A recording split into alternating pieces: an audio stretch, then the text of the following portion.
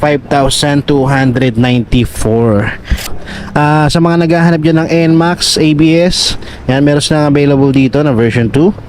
Yan, so dati siyang 105,600. So ngayon mo mo na siya ng 103,925. Kung kukunin mo naman siya ng installment, ang kagandahan dito, zero down payment na siya mga boss. Tapos ang monthly niya for 36 months, 5,294.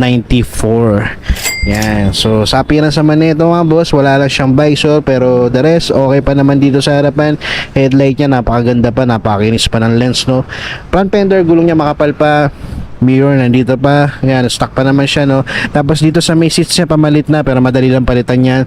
Doon naman sa bracket niya, no, aftermarket na siya, abang na siya pang top box, no. Yan, hindi na kayo bibili, pero yan, depende pa rin sa inyo mga boss kung gusto niyo pa rin yung stock na grab bar sa likod. Alright, so dito lang sa banda dito sa gilid, meron pala siyang missing part na fairings, no. Yan, so yan mga boss, no. So sa mga naghahanap dyan ng NMAX version 2 na ABS, check nyo na lang dito.